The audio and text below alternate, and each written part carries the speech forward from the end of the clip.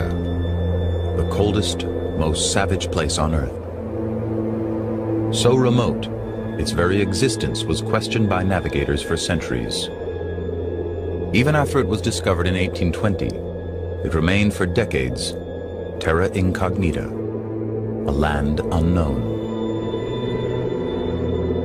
But by the beginning of the 20th century, the age of Antarctic exploration had taken hold, and the continent was being visited by a growing number of expeditions. Much research was being done, and there was a growing competition to be the first to reach the heart of the interior. One of the main competitors was Robert Falcon Scott. This was his hut, a place quite literally frozen in time.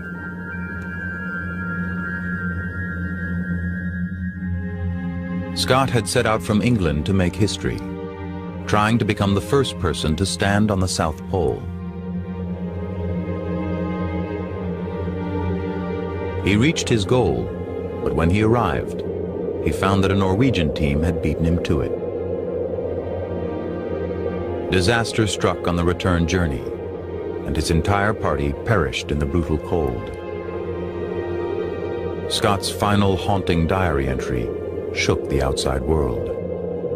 Had we lived, I should have had a tale of the hardihood, endurance, and courage of my companions, which would have stirred the heart of every Englishman.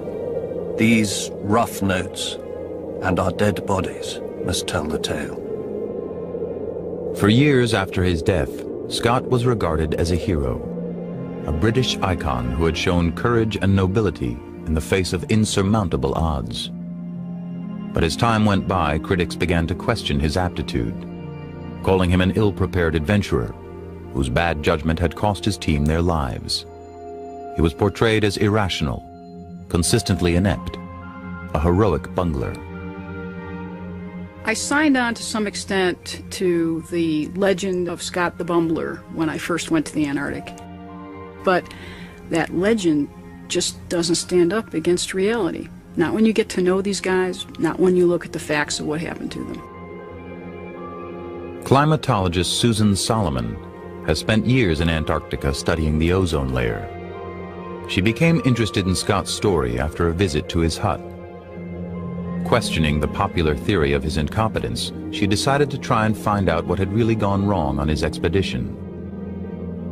Her conclusions were startling, for rather than confirming his mistakes, she revealed evidence of Scott as a careful planner, with a deep faith in science. Ironically, it was this very faith that would lead his team to disaster. They planned so scientifically. They tried to figure out how they would put what resources they had and what nature would normally be expected to throw at them together and be able to succeed. And they would have succeeded in a normal year.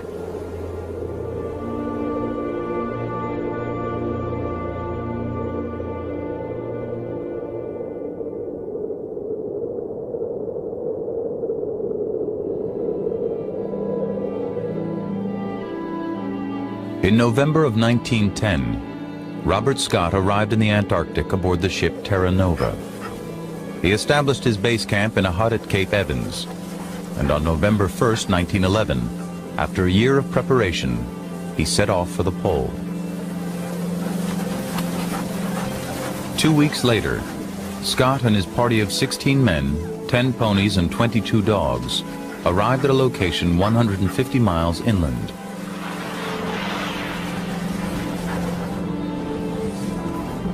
They called the site One Ton Depot because earlier in the year, members of the expedition had journeyed there to leave over a ton of supplies. 1 ton was to be the springboard for their assault on the pole and a safety valve for their return.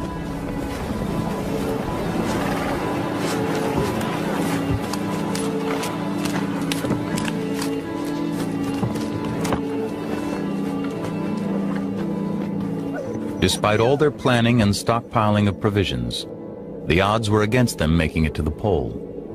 Scott himself had failed in an attempt 8 years earlier, as had Shackleton in 1909. The continent of Antarctica is larger than India and China combined, and from Scott's hut at Cape Evans, the trek to the pole was more than 900 miles. The first part of the journey would take them 400 miles across the featureless Ross ice shelf. Then they would have to climb the 125-mile-long Beardmore Glacier. Finally, at an altitude of 10,000 feet, the team would face the final 370-mile slog to the pole itself. If they made it, they would then have to retrace their steps back to the safety of the hut. Scott's expedition was financed by the Royal Geographical Society, which expected him not only to reach the pole, but also to oversee rigorous scientific research while he was there.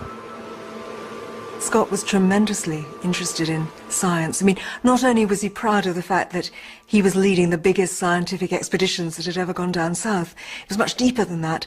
He derived enormous intellectual satisfaction from the scientific work which was being done by his team. He was hugely curious about it. Scott was the leader of a well-financed and highly publicized Antarctic expedition. He was equipped with the very best technology available, and he had surrounded himself with the most accomplished scientists he could find.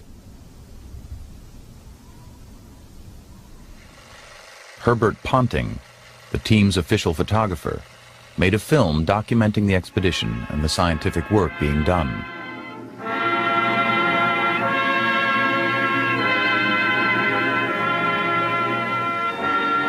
Outside the hut, Lieutenant Evans would spend hours with his telescope, making astronomical observations.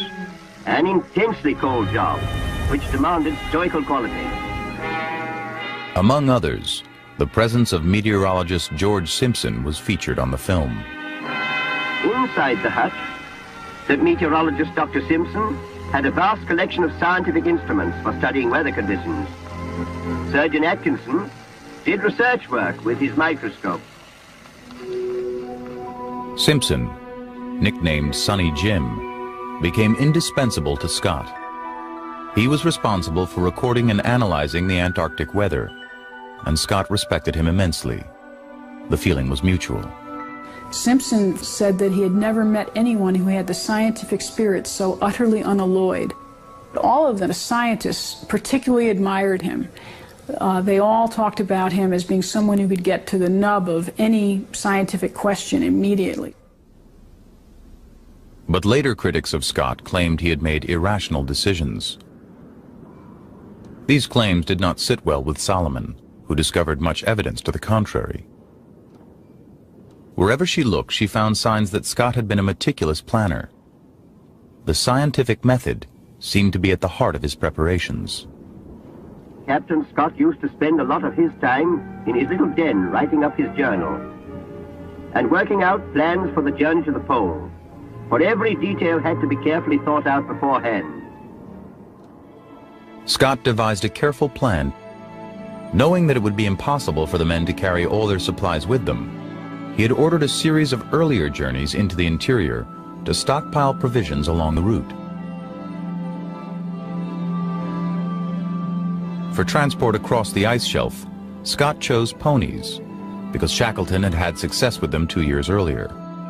Dogs and motorized tractors would provide minimal backup support, and the ponies would be slaughtered en route to provide food. Once at the Beardmore Glacier, the men would hold their own supplies. This would be grueling on the outbound trek, but Scott was counting on light loads and a strong tailwind to drive them back to the depots on the return. Each leg of the journey had its own carefully thought-out team. A party of 16 would set out from base camp to help carry provisions. At the glacier, half the men in the 2 dog teams would turn back, while the other 8 men continued on. When they reached the plateau, Scott would select 3 men to accompany him on the final leg. Timing would be crucial. In order to beat the onset of winter, the team had to be back at Cape Evans by the end of March. Scott had thought through every detail. How many units of food the men would need per day, how many miles they would have to average on the polar plateau and on the ice shelf. For Solomon, there was nothing sloppy about Scott's preparation. I think Scott tried to plan the journey to the pole very much as a scientist and as an engineer, in a sense. He tried to figure out what it would take and how he would do it. That's very much, I think, the modern way. It's, in a sense, he was a man ahead of his time. As they approached the top of the Beardmore Glacier, the excitement began to grow. They were nearing the end of the second leg, and it was almost time for Scott to pick his final team for the actual assault on the pole. It had been 40 days since they left One Ton Depot, and the going had been difficult. A blizzard had delayed them near the base of the glacier, and the ponies had struggled through the heavy snow. But Scott had pressed them to make up time, and they were now back on track. The team had finished with the ponies and was now relying on man-hauling. Each 800-pound sledge was pulled by a team of 4 men. In addition to his race against winter, Scott had another reason to push the pace. On the way to Antarctica, he had found out that Norwegian explorer Roald Amundsen, who had lost his bid to become the first to the North Pole, was now trying to beat Scott to the south. Scott realized that actually it was going to be a race between the two of them and that Amundsen could very well get there before him. But at the same time, he tried to push that out of his mind because he was, I think, just as interested for much of the time about the scientific achievement that he hoped would come from his expedition, the work that his team that he was taking down there was going to do. Above the Beardmore, Scott was feeling confident. At the last minute, he decided on a polar party of 5 instead of the 4 he had originally intended. Perhaps he wanted to reward as many as possible for the hard work they had done to reach that point. Scott's critics regard this change as a crucial mistake. But Solomon is convinced that while it may have led to discomfort, it was not a big enough gaffe to derail the expedition. The problem with having 5 men had in part to do with the fact that it took longer to cook for 5 than 4. Scott confessed that. It was a big problem. It took a half an hour more. The tent was really too small for 5 men. Somebody would get kind of pushed off the floor cloth onto the edge of the tent. That's obviously not a good situation. So for many reasons, having 5 instead of 4 was a mistake, but I don't think it would have been a fatal one.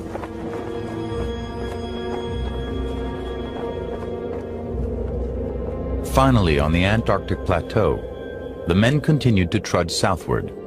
Their spirits were high, but they were beginning to grow tired after nearly 60 days of marching, dragging their sledges behind them. On January 9th, they passed the southernmost point reached by Shackleton in 1909. They were now walking on virgin ground. Scott was still confident.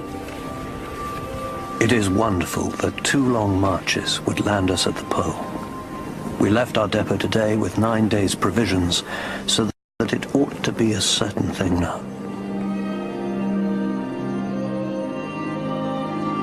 Scott had good reason to anticipate success. His team was making excellent progress, and he was impressed with the men he had chosen for the final push.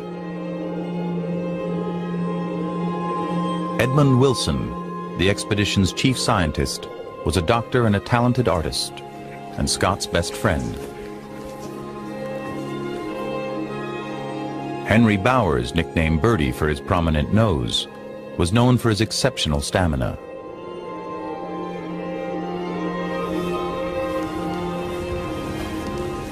Lawrence Oates, the aristocratic but unassuming army captain, had been in charge of the ponies on the expedition.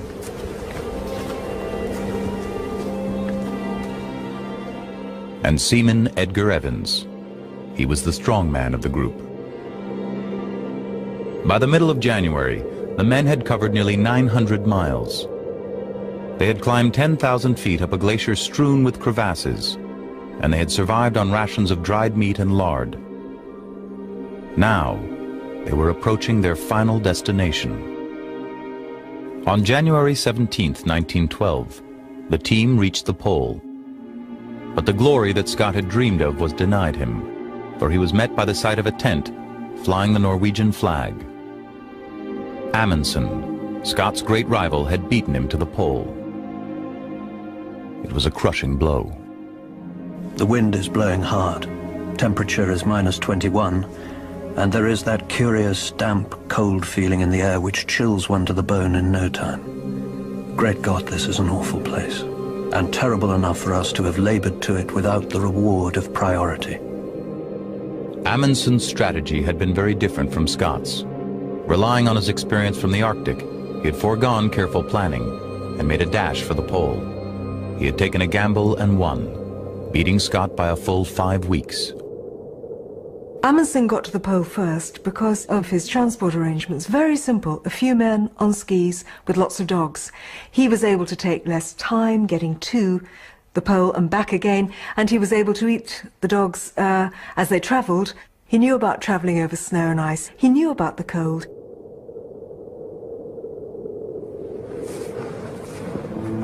They had not been first, but Scott's men planted the British flag and then began the long journey home. Scott's preparations had served them well, and they believed they would quickly make it back to the safety of the coast, even though Edgar Evans was beginning to have problems with frostbite. Scott's confidence came from his careful planning and from his understanding of the weather data that meteorologist Simpson had provided him.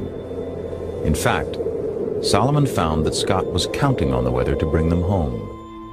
I had to really step back in time, because a critical part of putting the pieces of the puzzle together was actually getting a sense of the science that they did, their approach to understanding the weather, to have a sense of whether or not they just blindly sauntered out into Antarctica not knowing what would happen, or whether they actually tried to figure out what they ought to expect. Solomon was surprised to discover just how attentive Scott had been to the weather, and just how determined Simpson had been to understand it. Long before the advent of modern forecasting equipment, they had attempted something that had never been done in Antarctica. They had based their schedule on a prediction of the weather. Simpson very carefully tried to understand what the weather should be like. To figure out how you'd get to the pole and get back, the weather was going to be a key component of that process, and Scott's writings make it clear that he was worried about that he and Simpson talked about it. He wrote in his diaries many times, the temperature is -17, inform Simpson. Remember to talk about this with Simpson. In Simpson, Scott had found a man who matched his own passion for science. Simpson had been born into a family of umbrella makers in Derby, England. His father established a department store bearing the family name, and Simpson was expected to follow in his father's footsteps. But the boy showed an uncanny ability in science, and instead became the first member of his family to go to university. His advisor there was a personal friend of Scott's, and he recommended Simpson for the polar expedition.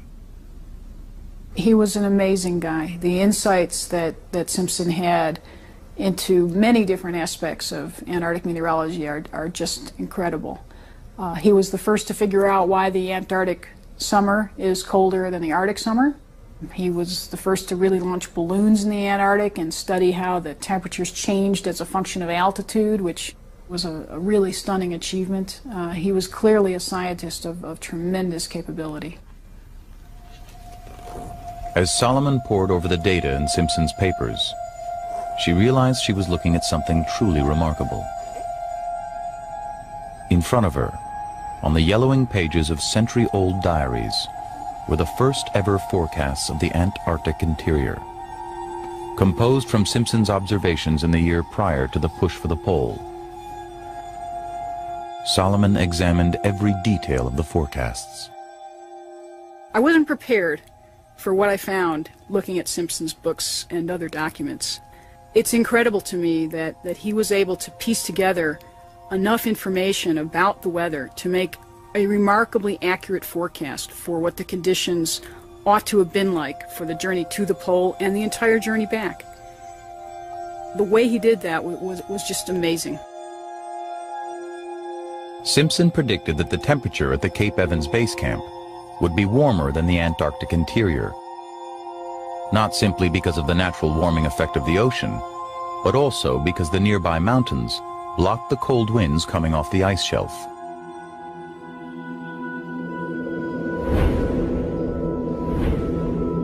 He built a weather station just above the hut, where readings of temperature, wind speed, and wind direction were taken on an hourly basis. To get data from the interior, he trained the men to take temperature readings 3 times a day on every one of their depot supply journeys. By comparing the records from the depot trips with the corresponding measurements from Cape Evans, Simpson came to the conclusion that throughout the year, the ice shelf was consistently 20 degrees colder than Cape Evans. From his findings, he was able to forecast the temperature on the ice shelf for every month of the polar journey. Simpson's approach was years ahead of its time, but it remained to be seen how accurate his predictions really were. Over the last 20 years, technology has allowed modern scientists to learn a great deal about Antarctica's weather patterns. One of the most powerful tools in this quest to unravel the continent's secrets is a network of automated weather stations that gather temperature, wind, and other meteorological data every day of the year, sending it via satellite to labs around the world. Examining this archive, Solomon was quickly able to work out typical temperatures for every month of Scott's journey. When she compared her modern results to Simpson's 1911 predictions, she was amazed to discover that Simpson's forecasts were never more than 3 degrees off. How cold would it be at the pole in January? He figured that out. How cold would it be on the ice shelf? How cold would it be on the last part of the journey? He had all of that nailed to a T. When Scott left the pole, he was relying on Simpson's forecast for the return journey. He had planned his schedule around the temperatures he knew he could expect, and so far, everything had gone according to plan. The team made its way back across the high plateau, and as Simpson had predicted, temperatures hovered near a frigid -25 degrees Fahrenheit. The party was averaging more than 15 miles a day. But Edgar Evans was suffering from worsening frostbite, and his situation was getting serious. Evans was beginning to lose heart. Evans is the chief anxiety now. His cuts and wounds suppurate. His nose looks very bad. And altogether he shows considerable signs of being played out. Things may mend for him on the glacier, and his wounds get some respite under warmer conditions.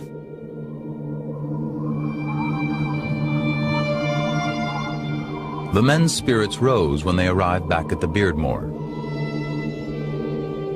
But on the way down, Evans sustained a severe head injury when he and Scott fell into a crevasse. Scott had hoped the warmer temperatures on the ice shelf would help Evans recover.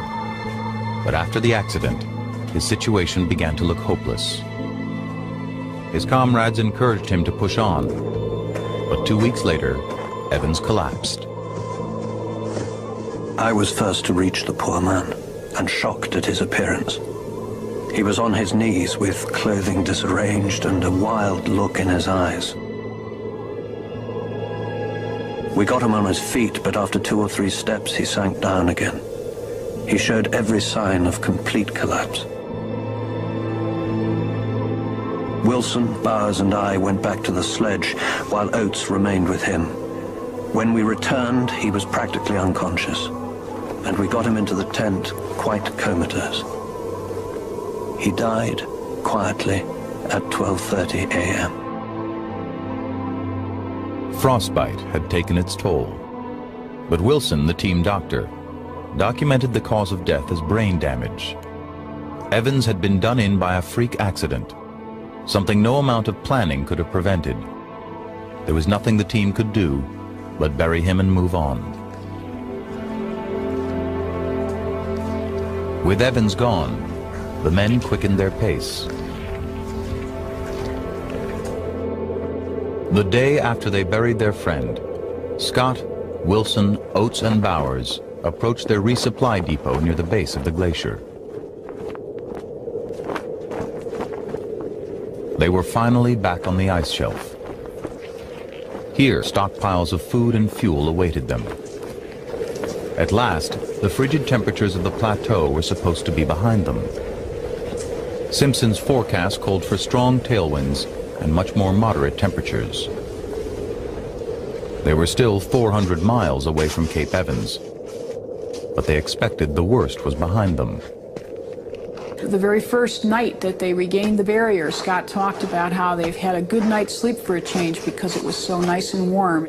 They weren't even worried when they got back down to the Ross Ice Shelf. At that point, they thought they had it made. For the next 6 days, everything went according to plan. But on February 27th, the temperature suddenly dropped to a brutal 37 degrees below zero. This was far worse than anything they had experienced on the plateau. For the first time, a hint of uncertainty entered Scott's writing. Desperately cold last night. Pray God we have no further setbacks.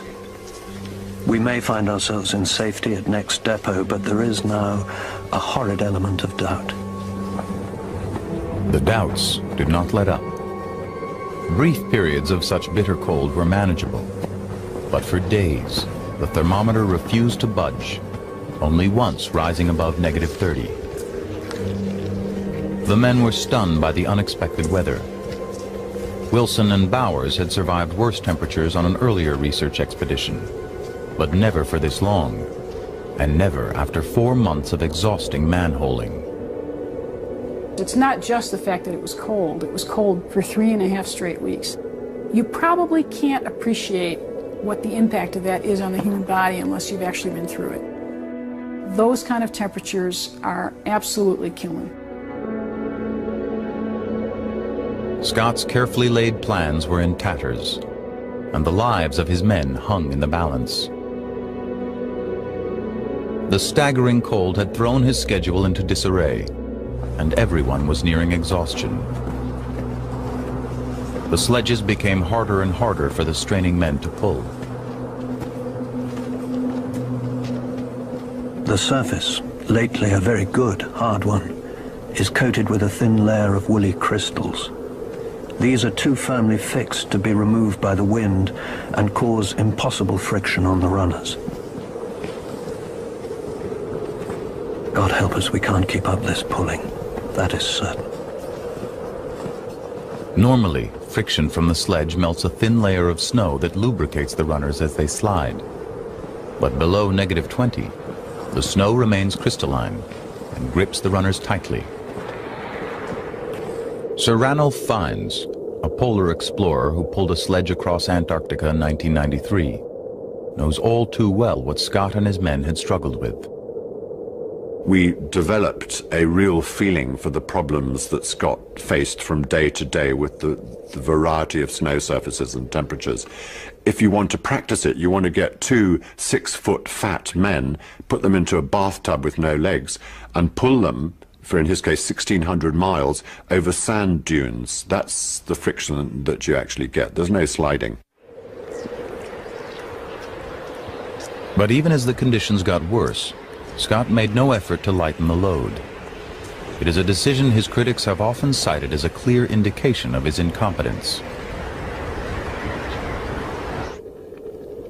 3 weeks earlier, the party had spent a day collecting 30 pounds of rock samples on the plateau. So when the going got rough, why didn't Scott dump the extra weight? Fiennes says lightening the load would have made little difference. Pulling sledges is a very unpredictable thing. You can halve the load of a sledge and have bad snow and go slower than the full load of the sledge with good snow. So the great thing about putting a few rocks, 30 pounds of rocks on their sledges, wouldn't have made much difference. They weren't stupid. They weren't going to keep them on the sledge if it was really killing them. They could have just depoted them and come back for them the following year. What was killing them wasn't the weight of the rocks, it was the friction of the snow. The unyielding surface had a devastating effect on their progress. Instead of averaging 15 miles a day, they could barely manage 3.5. At this rate, they would never make it back to Cape Evans in time to beat the onset of winter, when temperatures would drop to an unsurvivable 50 below. To make matters worse, the tailwind that Scott had been expecting, another crucial element of Simpson's forecast, was also failing to materialize. Hope for better things this afternoon, but no improvement apparent. Oh, for a little wind. On the previous journeys back from the depots, the teams had erected sails on the sledges when the wind began to blow from the south. Scott had calculated this added advantage into his plans, so without it, his team was in even more trouble. The wind had aided them before, but this time, the air stayed bitter and still. The surface remains awful, the cold intense, and our physical condition running down. God help us, not a breath of favorable wind for more than a week. The elements were unyielding. They were trapped in a condition we now call a temperature inversion. The reflective surface of the ice loses energy rapidly, creating a layer of cold air sandwiched between the ground and a warmer layer above. Only wind can bring the warm air back down to ground level. But for Scott, the wind refused to arrive. When it's windy, it's actually warm in the Antarctic. I know that sounds terribly counterintuitive, but many of the warmest days you'll have down there in Antarctic winter have just enough wind to keep things stirred up. Frigid temperatures and no wind had left the team with little hope. They were now relying on sheer force of will to get them home. But the situation was still getting worse. As they weakened, they became more vulnerable to frostbite, a polar explorer's greatest fear. Captain Oates was the first to succumb. Poor Oates got it again in the foot. It is only with the greatest pains the rest of us keep off frostbite. No idea there could be temperatures like this at this time of year. We know now that when we tend to go from minus 20 Fahrenheit and we cross to about minus 30 Fahrenheit, there is quite of a sharp increase in the chance of development of frostbite. In fact, the chance go from about 50% to about 95% within that range. Frostbite on their feet was the greatest danger, for if they couldn't march, they would die where they fell. The simple ability to keep their socks dry became a matter of life and death. Very cold nights now, and cold feet starting March, as day footgear doesn't dry at all. Wet material loses heat 25 times faster than dry, and the cold tents never gave their clothes an opportunity to shed moisture.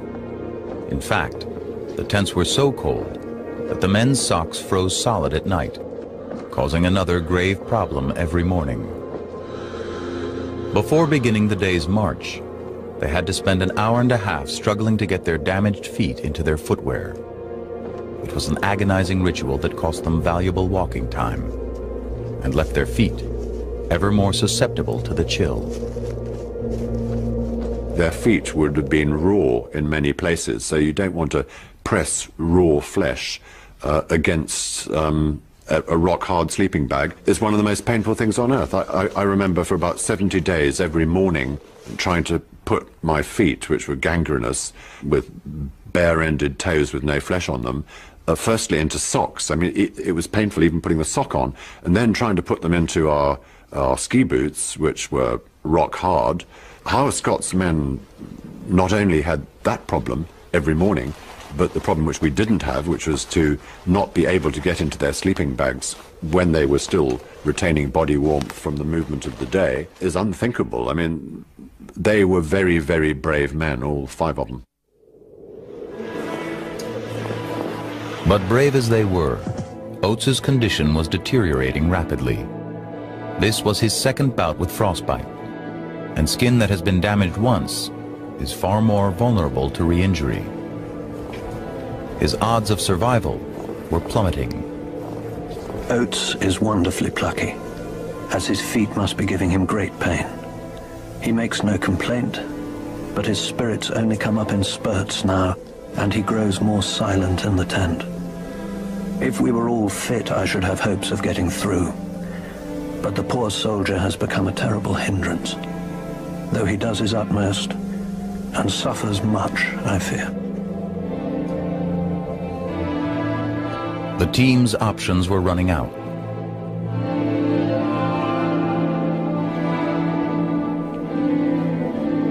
On March 10th, Oates asked Wilson whether he had any chance of pulling through. The doctor said he didn't know. In point of fact, he has none. Apart from him, if he went under now, I doubt whether we could get through. The weather conditions are awful, and our gear gets steadily more icy and difficult to manage. The party had endured 13 days of temperatures below -30. In such conditions, water freezes in under a minute. Fingers bond instantly to metal. Humans exist here at the very margins of survival. Oates is very near the end, one feels. He is a brave fellow and understands the situation, but he practically asked for advice. Nothing could be said but to urge him to march as long as he could. A few days later, Oates requested that Scott leave him in his sleeping bag. He said he could go no further and knew he was holding the rest of them back. His companions begged him to rally, and he relented, but the cold was quickly overcoming him. 3 days later, with the temperature now -43 degrees Fahrenheit, Oates took matters into his own hands. Oates slept through the night, hoping not to wake. But he woke in the morning. It was blowing a blizzard. He said, "I'm just going outside and maybe some time." He went out into the blizzard, and we have not seen him since. We knew that poor Oates was walking to his death, but though we tried to dissuade him, we knew it was the act of a brave man and an English gentleman. We all hope to meet the end with a similar spirit, and assuredly the end is not far. Their group was down to 3, but only 160 miles separated them from the safety, warmth, and food at Cape Evans. If the cold broke and they could increase their daily mileage, they might still have a chance. 11 miles a day would mean only 2 more weeks on the ice.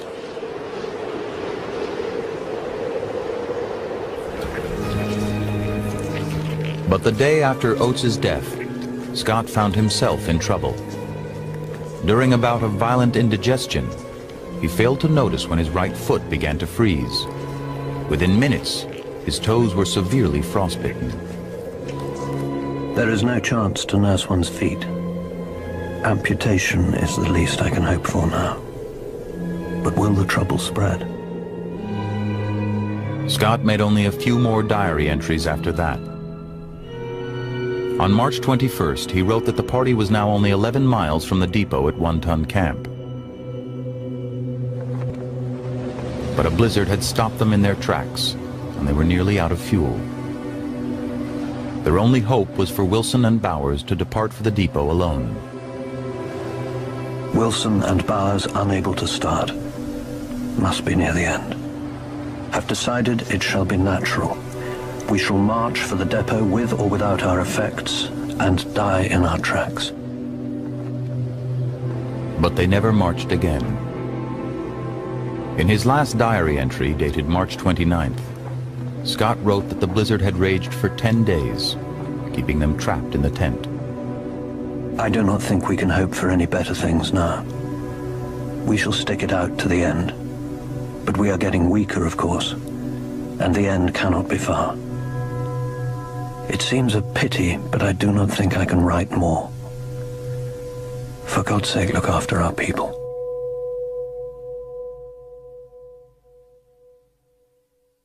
Bowers composed a last letter to his mother.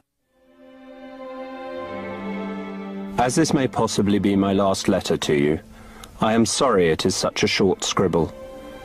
We have had a terrible journey back. When man's extremity is reached, God's help may put things right. It is splendid to pass, however, with such companions as I have. I should so like to come through for your dear sake. Much and dearest love to your dear self, and May, and Edie. Wilson wrote to his wife, Oriana. My love is as living for you as ever. We will all meet after death, and death has no terrors. Don't be unhappy, darling. All is for the best. We are playing a good part in a great scheme arranged by God himself, and all is well. Scott wrote a letter he titled, Message to the Public. In it, he listed the reasons the expedition had failed. He stressed that the logistics, the food supplies, clothing, and depots, had worked out to perfection. Then, he described the weather they'd faced on the ice shelf. No one in the world would have expected the temperatures and surfaces which we encountered at this time of year. Our wreck is certainly due to this sudden advent of severe weather, which does not seem to have satisfactory cause. I do not think human beings ever came through such a month as we have come through. Scott blamed the weather, but he was careful in his choice of words. Susan Solomon believes Scott's final note also contained a redemptive message to his meteorologist and friend, George Simpson. I think I know why he said no one. Because he wanted Simpson to understand that he was not blaming him for the fact that the forecast didn't turn out to be right. He was saying, look, Sonny Jim, you couldn't have forecast this. No one in the world could have forecast this. And we're dying, but it's not your fault.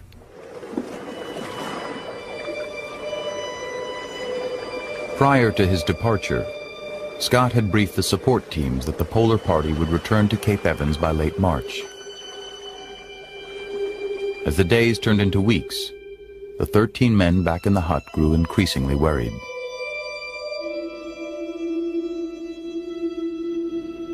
But there was little they could do as winter set in. April became May, and the sun sank lower and lower on the horizon, enveloping the continent in another long, cold, Antarctic winter. It was another 6 months before a recovery team could set out across the ice shelf. After 2 weeks of searching, one of the men saw the tip of Scott's tent sticking out of the winter snow. The search party recovered the men's diaries and letters. Scott's favorite hymn was sung, and the commanding officer read some of their last words aloud. Then they removed the tent poles and allowed the canvas to shroud their lifeless comrades' bodies. They built a large snow cairn and erected a cross, then headed back to Cape Evans.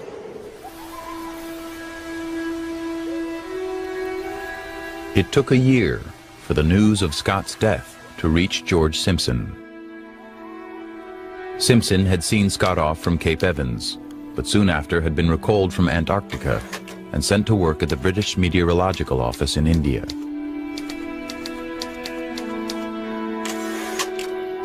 He found Scott's death extremely difficult to deal with.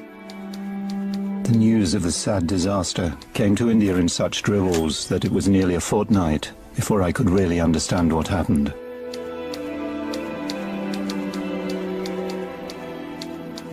I could not have imagined that the sad news would have affected me so much. Simpson began reviewing all his records and forecasts, trying to see for himself what had gone wrong. Was it a mistake he had made, or had Antarctica dealt them an unwinnable hand? At some level, I'm sure he blamed himself. I'm sure that he asked himself, well, could I have done it better? What did I miss? How did I screw up? And he had to be asking himself those questions, and therefore he was driven, I'm sure, by a sense of tremendous sadness over the fact that these men had died and that he had, in some way, played a role. 6 years later, Simpson published the first of a painstaking 3-volume study on the meteorology of Antarctica. In it, he concluded that the temperatures recorded by Scott's party on the ice shelf in March 1912 were nearly 40 degrees colder than those at Cape Evans. It was a difference he knew was not typical. 1912, he theorized, must have been an abnormal year, but he didn't have the data to prove it. Simpson absolutely nailed it. He not only figured out what the weather should have been like for the polar party, but he also looked at what they actually experienced and understood how unusual it was. He figured out that they would have made it back in about 9 out of 10 years. Turns out he was a little conservative. It's more like 15 out of 16. I mean, I don't think you have to be a scientist to be stunned by that, to be in awe of that man's insights. Nearly 90 years after Simpson's forecast, Solomon was able to prove that his work had been perfect. But she had the benefit of the modern weather stations with their constant measurements, while Simpson could only rely on his more crude readings. His forecasts were stunningly accurate, but in the end, they made no difference. 1912 was such an aberration, there is no way Simpson could have predicted it. To see that this man correctly predicted what it would take for those men to survive, what they ought to have had in terms of very survivable weather on the way back, and that he died not knowing that he was right, was an incredibly moving and really quite important experience for me. It almost drove me to tears. Simpson's work was ahead of its time, and no one picked up on his conclusions about the disaster. He moved to London soon after he published his findings, which were so dense and technical, few could understand them. He soon buried himself in other work. He lived in his study, had a big study in that biggish house that we lived in there. And he simply stayed in there all the time and didn't come out except to eat a meal, that sort of thing. And I used to go in as a child to kiss him goodnight on my way to bed, but then he didn't even always look up and notice.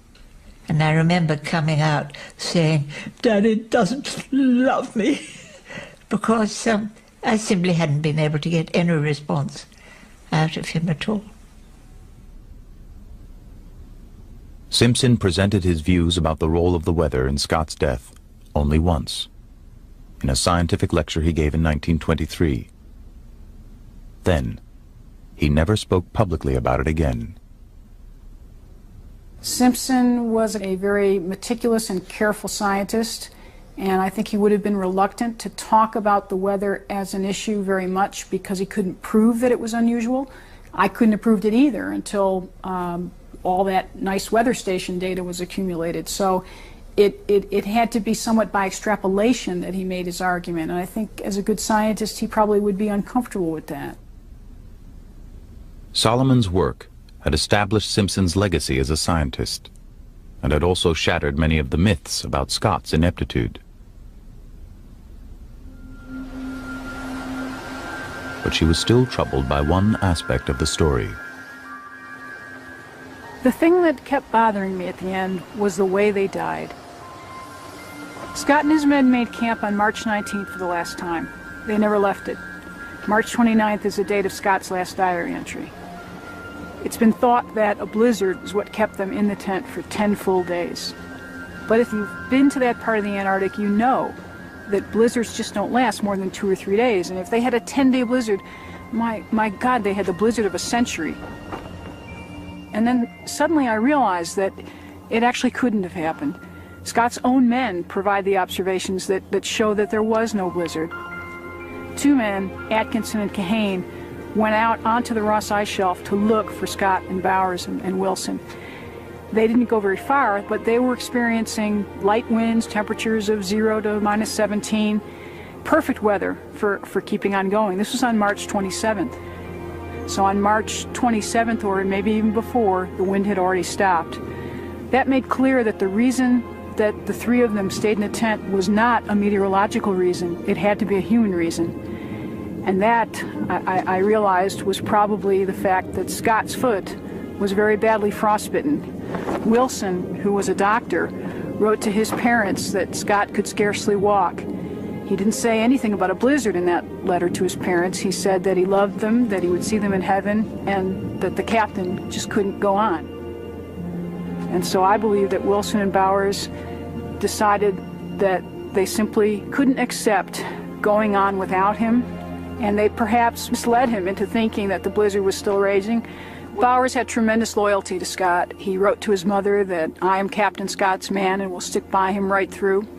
Wilson, who was a doctor, had talked about if he were ever with a sick companion, he would not be able to abandon that companion, no matter what.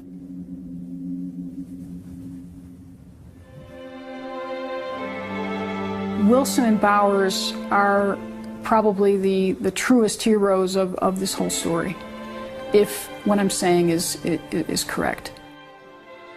Because not only did they probably sacrifice themselves, but they did it in silence. They didn't actually write or say what they were doing. I think they were too loyal to do that.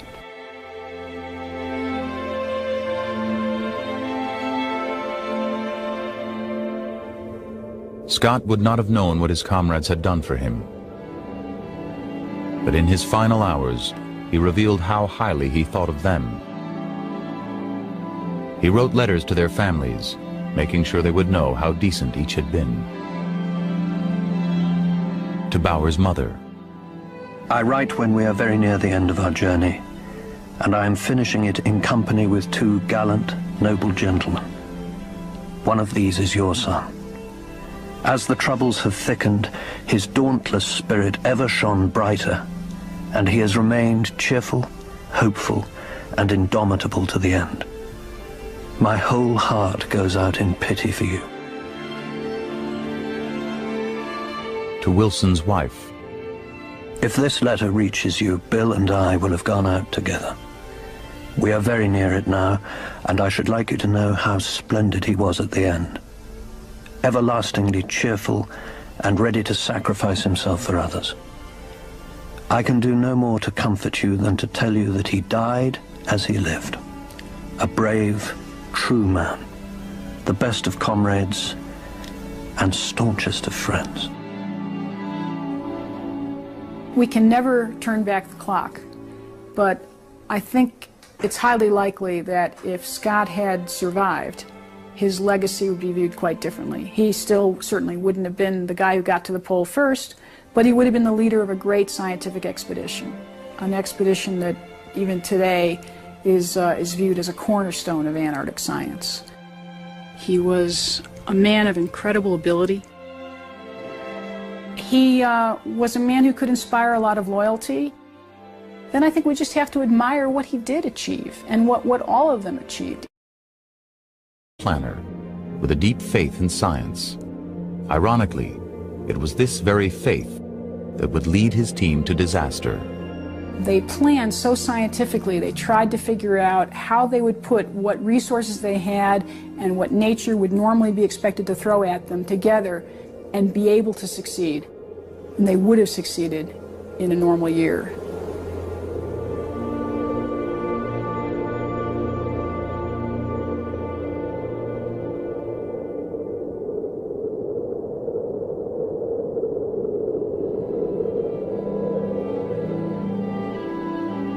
In November of 1910, Robert Scott arrived in the Antarctic aboard the ship Terra Nova.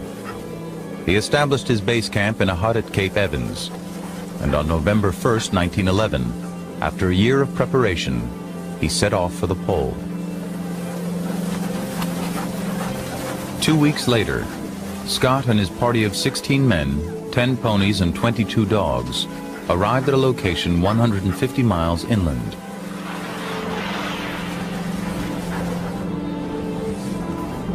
They called the site One Ton Depot because earlier in the year, members of the expedition had journeyed there to leave over a ton of supplies. 1 ton was to be the springboard for their assault on the pole and a safety valve for their return.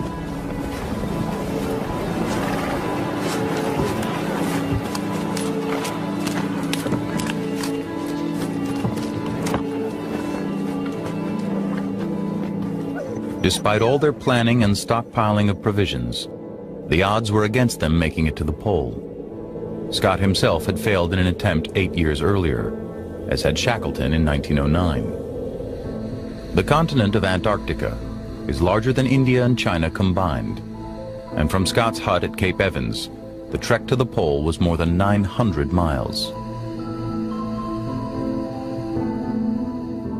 The first part of the journey would take them 400 miles across the featureless Ross ice shelf. Then they would have to climb the 125-mile-long Beardmore Glacier. Finally, at an altitude of 10,000 feet, the team would face the final 370-mile slog to the pole itself. If they made it, they would then have to retrace their steps back to the safety of the hut. Scott's expedition was financed by the Royal Geographical Society, which expected him not only to reach the pole, but also to oversee rigorous scientific research while he was there. Scott was tremendously interested in science. I mean, not only was... Had we lived, I should have had a tale of the hardihood, endurance, and courage of my companions, which would have stirred the heart of every Englishman. These rough notes and our dead bodies must tell the tale. For years after his death, Scott was regarded as a hero, a British icon who had shown courage and nobility in the face of insurmountable odds. But as time went by, critics began to question his aptitude, calling him an ill-prepared adventurer whose bad judgment had cost his team their lives. He was portrayed as irrational, consistently inept, a heroic bungler. I signed on to some extent to the legend of Scott the Bumbler when I first went to the Antarctic. But that legend just doesn't stand up against reality. Not when you get to know these guys, not when you look at the facts of what happened to them. Climatologist Susan Solomon has spent years in Antarctica studying the ozone layer. She became interested in Scott's story after a visit to his hut. Questioning the popular theory of his incompetence, she decided to try and find out what had really gone wrong on his expedition. Her conclusions were startling, for rather than confirming his mistakes, she revealed evidence of Scott as a careful... proud of the fact that he was leading the biggest scientific expeditions that had ever gone down south. It was much deeper than that. He derived enormous intellectual satisfaction from the scientific work which was being done by his team. He was hugely curious about it. Scott was the leader of a well-financed and highly publicized Antarctic expedition. He was equipped with the very best technology available, and he had surrounded himself with the most accomplished scientists he could find. Herbert Ponting, the team's official photographer, made a film documenting the expedition and the scientific work being done.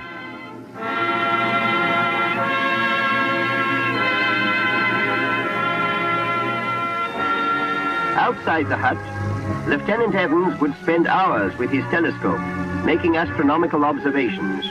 An intensely cold job, which demanded stoical quality. Among others, the presence of meteorologist George Simpson was featured on the film. Inside the hut, the meteorologist Dr. Simpson had a vast collection of scientific instruments for studying weather conditions.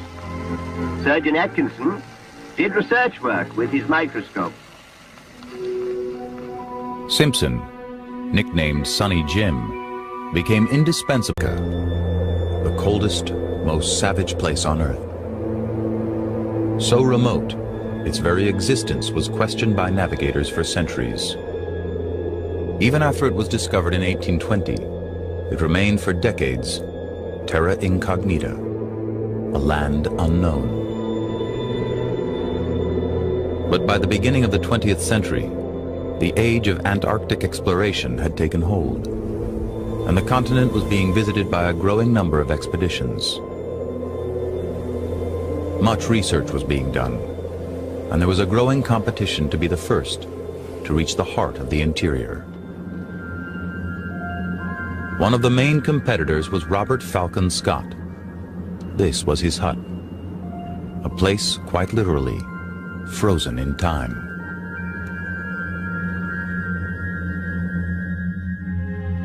Scott had set out from England to make history, trying to become the first person to stand on the South Pole.